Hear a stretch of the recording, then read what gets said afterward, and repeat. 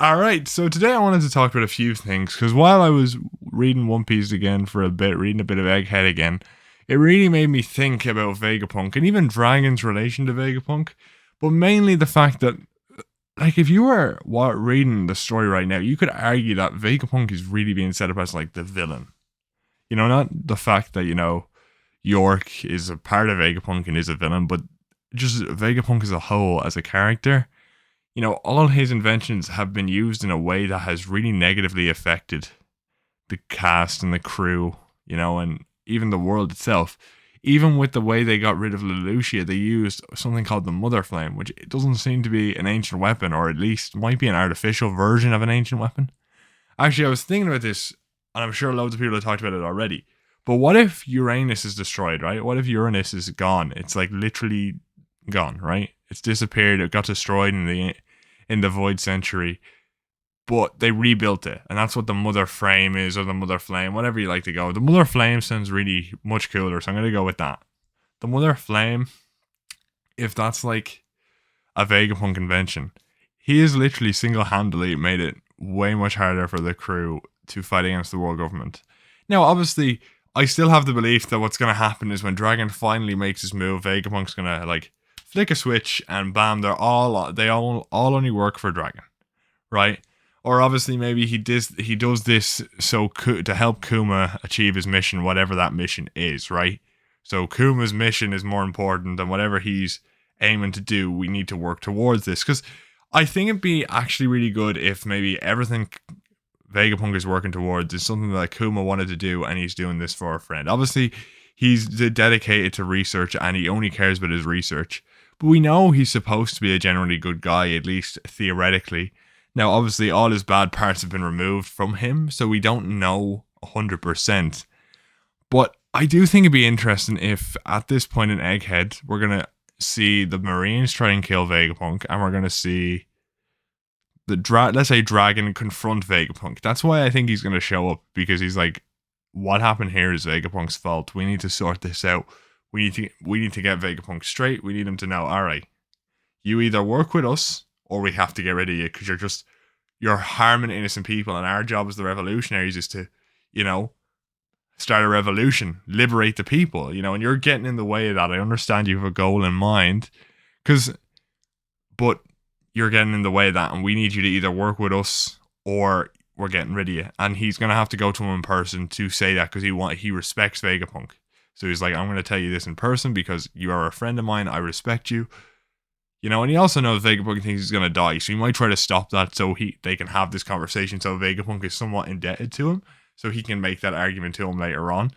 I don't know. I think it's an interesting way to view it, though, because Vegapunk is obviously the center of attention to everyone. And if he's so important to every single person in this Egghead war of sorts that's going to begin, Luffy being the only one who doesn't really give a shit might make it more appealing for Vegapunk to follow Luffy, right? Because Luffy's just like, oh well, you're a cool dude, man. You're funny, ha ha ha. I like your stuff. You can come with us. We're going to Elbath, or we're going to Lodestar, whatever, right? And so Vegapunk's obviously, he knows Luffy has no interest in that, so he's like, oh well, you seem to be nice to me, and you seem to have no interest in science or whatever. So I'm just gonna go with you, and he's that linchpin, because that's what Luffy always is. Because he doesn't really care about people's past or what they're involved in. He's just like, do I enjoy your company? Well, then you can chill with me. You know what I mean? So realistically, I think that's what's going to put, obviously, besides the fact he probably wants to get away from both of them, if Dragon's going to have a conflict with him, and so is the government, he's probably going to want to get away from both of them, right? So then Luffy might be his only option, because I doubt Luffy wants to have a conversation with his dad at this point in time, although it needs to happen.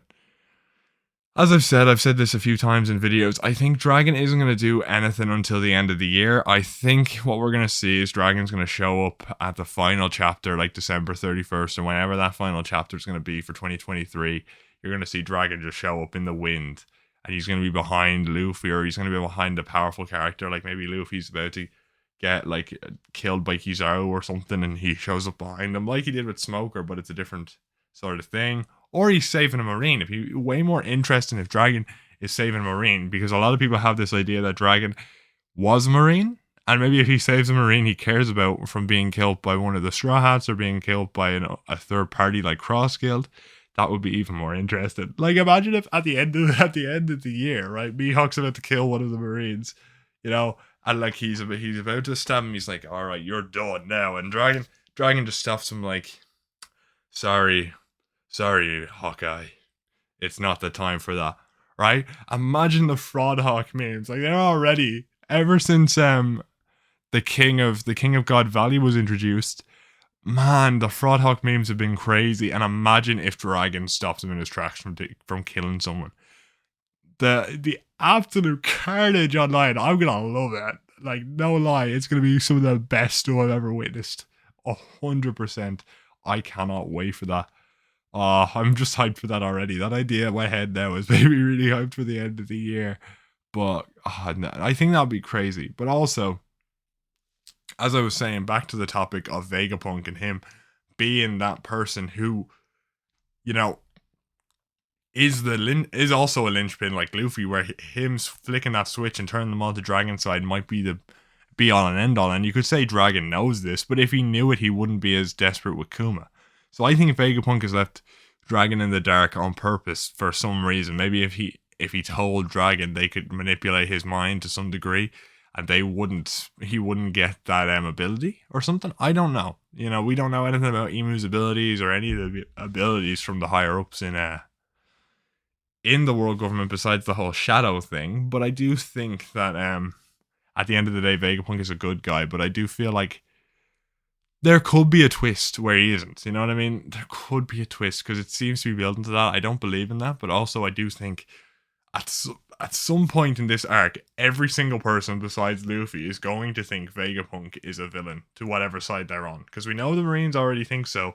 And I think Dragon's going to think so eventually, if not already, because of that instant with the Mother Flame, if he finds out that it's Dragon or that it's Vegapunk's invention. Because that was part of the flashback, but I doubt Sabo was there to see that conversation because I think that was just showing us as viewers, so I don't think they know that. But it'd be interesting if they find out, you know what I mean? I don't know. I think Vegapunk is bringing everyone out of the shadows, and I think that's great because he's so important. We've wanted to learn about him for so long. To have a character like this cause everyone to have to make a move because of his inventions and because of his ego, his want to develop something. And we've seen that not all the Straw Hats like Vegapunk as well. You know, they're setting the seeds for most of the Straw Hats not to like him either. To set him as this isolated scientific genius who just, his ambition knows no stop without, you know, he might have to be stopped by a third party. And maybe that'd be an interesting way to end this whole fight. You know what I mean? And who that's going to be, or if he will die, or if he will end up being saved by Luffy in some way, because we know he is planning to go with Luffy, right? Or if he'll be saved by Kuma. You know, like he is going to be that mad third party that starts the big war. In a way, I'd say if we look back at this, I'd say Vegapunk might end up being just as important as Roger in terms of, you know, ending this era, because he create the technology for the Marines to fight against pirates, but there's a possibility that in a flick of a switch, that'll become the strength of the revolutionaries. But also he's ended the lives of millions, so he's not exactly on the revolutionaries, you know, good books. So, but I think that's what makes One Piece so great, is that we can have a character with so many gray areas, but you don't know where you stand with them, and there's so much to talk about his different character traits and what's most important to him and how that will be shown in the coming arcs. And I think Oda split up all his personalities so we could see the extremes of every single version of him. And I think at the end they might combine all together or into maybe Shaka's design. Maybe Shaka will end up being the main Vegapunk by the end. He'll get all the different parts of Vegapunk. So Shaka, nice clean design, and the main Vegapunk might kick the bucket. And I think that would also lead to an interesting plotline of what would happen to the other Vegapunks if the main Vegapunk went offline. I think everything about this is incredibly interesting. But with that being said, though, I have to say, there is a chance as well he's not that important, and you know, he'll just be put together as another side character, and we see, oh well, you know, the Terminator style thing where you flick a switch and they all change sides is just going to be something Dragon knew all along, and him being confused about Kuma makes no sense. But I still think him and doing this in part for Kuma might be interesting as well, which is why he didn't tell Dragon. Maybe Kuma asked him not to tell Dragon because we know he kept the wish of not telling Bonnie, but there could be he might have told him not to tell Dragon either, which is why Dragon is in the dark, and then we'd be more sympathetic to Vegapunk than we are already, and maybe he used those resources as we said, so we could then give them to the Revolutionary Army later on down the line. Do you know what I mean? And I don't know. Vegapunk fascinates me in so many ways, and I can't wait to see what's gonna happen with him. You know, we're back with a new chapter in a few weeks, and I can't wait. I think a week's time at this point, is it? I can't wait to see what happens. Obviously, I wouldn't be too against it if we don't go back to Egghead. We're getting some really good stuff at the minute, but also, I would like to see Vegapunk again, get this story continued, and see what's going on.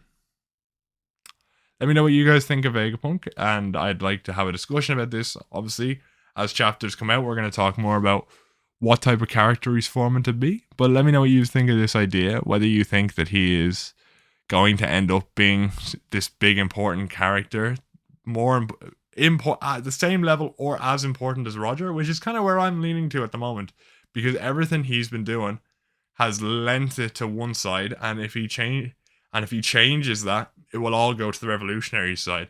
And whether Luffy will be the only person he ends up having on his side by the end of it, and Luffy will be against the world once again, even against his own father, because of it. He might be like, he might be understanding of Vegapunk's actions or just not care, right? And that might lead to an interesting conflict between Luffy versus the Marines and the revolutionaries. Imagine if something like that happened. That'd be incredibly interesting. Although it doesn't really make sense for him to be against Sabo, it would still be hell of a read. And I'm honestly interested to see where Oda goes with this, because either way, it's going to be super exciting. But yeah, let me know what you guys think about that down below. And with that being said, I'll see you all next time.